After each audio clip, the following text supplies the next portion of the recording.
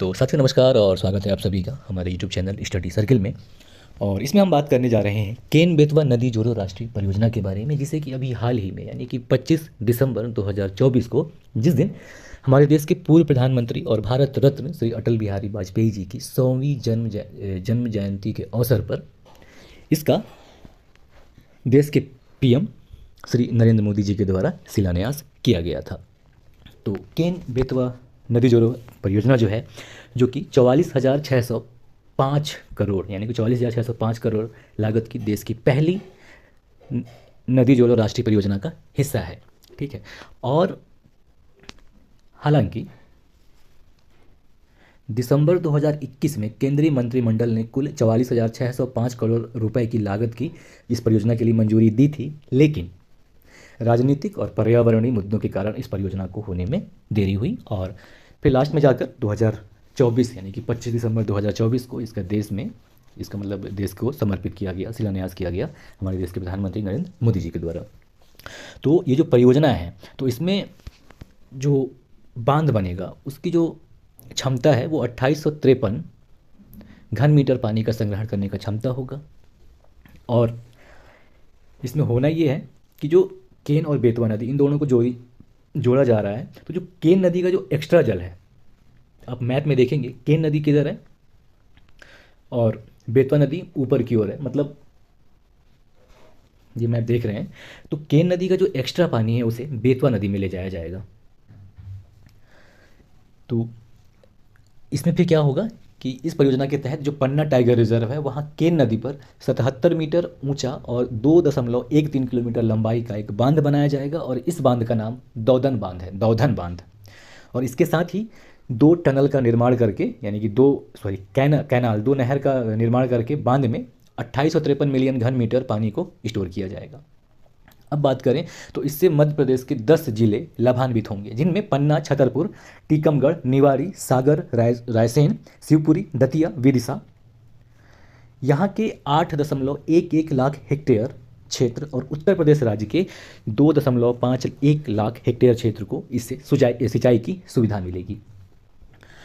और इसी के साथ साथ इस क्षेत्र में जो चंदेलकालीन लगभग जो 42 पुराने तालाब हैं, उनका जीर्णोद्धार किया जाएगा और विकास किया जाएगा। और दौधन बांध जब बन जाएगा तो इससे बाढ़ का बेहतर प्रबंधन हो सकेगा, ऐसा कहा जा रहा है। ठीक है। अब ये जो नदी जोड़ो परियोजना लाई गई है, अगर हम इसका इतिहास की तरफ थोड़ी सी चलें तो हम पाएंगे कि नदियों को जोड़ने का जो सुझाव है, सबसे पहली बार सन 1919 ईस्वी में ब्रिटिश जनरल और सिंचाई इंजीनियर, जिनका नाम सर आर्थर कॉटन था, इन्होंने दिया था, जो कि मद्रास प्रेसिडेंसी के चीफ इंजीनियर थे। फिर क्या हुआ, 1919 के बाद हम देश आज़ाद होता है, 1960 में पहुंचते हैं। तो 1960 में तत्कालीन ऊर्जा एवं सिंचाई मंत्री श्री के.एल. राव ने नेशनल वाटर ग्रिड के तहत गंगा एवं कावेरी नदी को जोड़ने का सुझाव दिया था। उसके पीछे उनका तर्क ये था कि गंगा नदी जो कि सदी नारा है और कावेरी नदी जो कि प्रायद्वीपीय नदी है, वहाँ पानी का पानी एक सीजन में कम हो जाता है, तो गंगा नदी के अधिशेष पानी को कावेरी नदी से जोड़ा जाए। यह सुझाव सन 1960 में दिया गया था। इसके बाद फिर क्या हुआ, इसके बाद सन 1982 में तत्कालीन प्रधानमंत्री श्रीमती इंदिरा गांधी जी के द्वारा, मतलब उनकी प्रधानमंत्रित्व काल में, नेशनल वाटर डेवलपमेंट एजेंसी यानी कि NWA, national water development agency का गठन किया गया, जिसके तहत नेशनल पर्सपेक्टिव प्लान बनाया गया और जिसका लक्ष्य रखा गया नदियों को जोड़ना। तो इस प्लान के तहत, नेशनल पर्सपेक्टिव या राष्ट्रीय परिप्रेक्ष्य योजना के तहत, पूरे देश में कुल 30 इंटरलिंकिंग प्रोजेक्ट बनाने की योजना है। साधारण शब्दों में अगर कहें तो कि जितनी भी नदियां, यानी कि सभी नदियों को एक दूसरे से कनेक्ट कर दिया जाएगा, जिससे किसी हिस्से का जो अधिक पानी है वहाँ पहुँचे जहाँ पानी की किल्लत है। तो Ken Betwa river linking project जो है इसी प्लान का पहली कड़ी है। यानी कि जो केन बेतवा लिंक बनाया गया है, जिसकी आधारशिला लगभग बहुत पहले ही रख दी गई थी, सन 1960, मतलब विकास हुआ 1919, 1960 और ये अमल में लाया गया 1982 में। अब इतना लेट क्यों हुआ, ये एक मुद्दा हो सकता है, क्योंकि पर्यावरणीय मुद्दे हैं, पैसों की दिक्कत है बहुत सारा, क्योंकि 44,600 करोड़ की लागत है ये। अब इस परियोजना को देखें, अगर जो इसका हम अवलोकन करें, तो इसका उद्देश्य है मध्य प्रदेश में केन नदी से पानी को उत्तर प्रदेश के बुंदेलखंड के जल संकट जिलों में स्थानांतरित करना है, जो केन नदी का एक्स्ट्रा पानी है। इसमें क्या है कि जो पन्ना जिला के पास केन नदी को, ठीक है, और झांसी के पास बेतवा नदी से जोड़ने वाली 230 किलोमीटर लंबी नहर का निर्माण भी शामिल है। बांध तो बनेगा ही पन्ना में, इसके अलावा पन्ना के पास और बेतवा नदी, झांसी के पास, तो झांसी के पास बेतवा नदी से और पन्ना के पास केन नदी से नहर बनाकर एक दूसरे से जोड़ा जाएगा। अब ये आता है कि ये जो केन बेतवा नदी नदी जोड़ो राष्ट्रीय परियोजना है, इससे पर्यावरण और पारिस्थितिकी को क्या मतलब सामना कर सकता, मतलब क्या सामना करना पड़ सकता है, या पर्यावरण संबंधित जो चिंताएं हैं अगर उसकी बात करें तो देखेंगे, देखिए पहला जो पन्ना टाइगर रिजर्व है इसका लगभग 10% हिस्सा जो है जलमग्न हो जाएगा पन्ना टाइगर रिजर्व का। इसके अलावा यहाँ की जैव विविधता प्रभावित होगी, जिससे वनस्पति और जीव जंतुओं को खतरा होगा। साथ ही साथ 23 लाख से अधिक पेड़ काटे जाने की योजना है, जो कि एक बहुत बड़ा कंसर्न है। हालांकि ये काटेंगे, 23 लाख पेड़ों को काटना है। और अब एक अन्य चिंता है जल विज्ञान संबंधी चिंता, कि भाई हाइड्रोलॉजिकल सिस्टम क्या है, वो क्या कहता है। तो एक ये भी है कि केन बेतवा घाटी में जो जल है, जो संभावित जल है, उसमें कमी हो सकती है, क्योंकि वहाँ का पूरा जो वातावरण है वो बदल चुका होगा। तो इसकी वजह से ये भी कंसर्न है। इसके अलावा जो पारिस्थितिकी बदलाव और पारिस्थितिकी तंत्र में परिवर्तन है, अगर हम उसकी बात करें तो यहाँ पे जो वर्षा पैटर्न है वो बदल सकता है। साथ ही साथ अवसादीकरण की जो प्रक्रिया है बढ़ सकती है। इसके अलावा मिट्टी की उर्वरता और प्राकृतिक जल भंडारण क्षमता में परिवर्तन हो सकता है। साथ ही साथ नदियों की अगर हम बात करें तो नदियाँ जो कि जटिल पारिस्थितिकी तंत्र होती हैं, इसमें व्यवधान डालने से व्यापक अपरिवर्तनीय प्रभाव हो सकता है, जिसके बारे में कुछ कहा नहीं जा सकता कि इसके क्या दुष्परिणाम हो सकते हैं।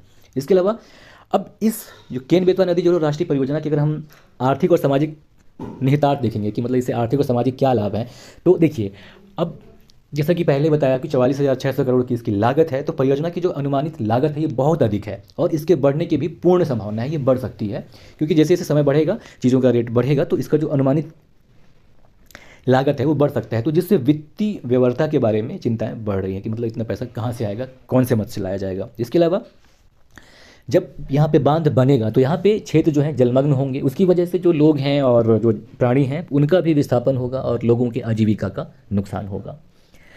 और हालांकि फ़ायदा हमने पहले पढ़ लिया है।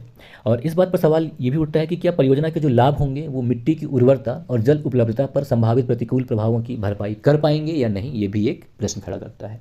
इसके अलावा जो टेक्निकल और साइंटिफिक जो इसकी आलोचनाएं हैं वो कुछ ऐसा है कि विशेषज्ञ ऐसे व्यवहार विकल्प सुझाते हैं जो कम पारिस्थितिकी क्षति के साथ समान उद्देश्यों को प्राप्त कर सकते हैं। मतलब विशेषज्ञों का सुझाव ये है कि छोटे छोटे स्तर के ये सब चीज़ किया जाए, इतना बड़ा स्तर करना पर्यावरण में अस्थिरता पैदा कर सकता है, जिससे भूकंप आने की भी संभावना है। सबसे बेहतरीन उदाहरण है लातूर का भूकंप, जो कि सन 1993 में आया था सितंबर के महीने में। लातूर जो कि महाराष्ट्र का एक जिला है जहाँ पे लगभग 10,000 से अधिक, मतलब 10,000 जो शासकीय मतलब जो सरकारी आंकड़े हैं उसके हिसाब से लोगों की मृत्यु हुई थी। और चूँकि लातूर जो कि भूकंप जोन में आता ही नहीं है, वहाँ पे बाढ़ आना भूकंप आना एक बहुत बड़ा त्रासदी को जन्म दिया था। और यही कहा गया था कि यहाँ पे चूँकि बांध निर्मित थे, तो बांध की वजह से वहाँ के जो स्थलाकृति है उसमें थोड़ी सी चेंजिंग आया और यह भूकंप हुआ। तो ये भी एक आलोचना है इसके लिए। इसके अलावा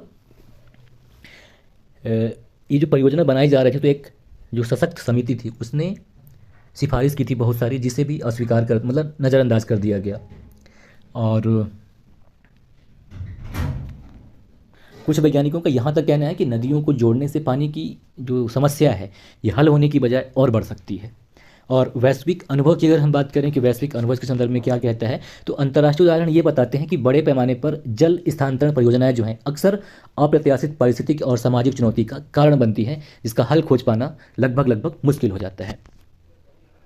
थोड़ी सी अब केन नदी की बात कर लें तो केन नदी जो कि मध्य प्रदेश के कटनी जिले से निकलती है और ये कटनी जिले के रीठी तहसील से निकलती है। इसका प्राचीन नाम कर्णावती भी है। साथ ही साथ यह कटनी से निकलकर पन्ना जिले में प्रवेश करती है, फिर उत्तर प्रदेश के बांदा जिले में चिल्ला गांव में जाकर यमुना नदी से मिल जाती है। इसके अलावा केन नदी घाटी की बात करें यानी कि केन रिवर वैली की बात करें तो इसमें जबलपुर, सागर, दमोह, पन्ना, सतना, छतरपुर और रायसेन जिले आते हैं। इसके अलावा यमुना नदी के गंगा में मिलने से पहले जो केन नदी है यह यमुना की अंतिम सहायक नदी है।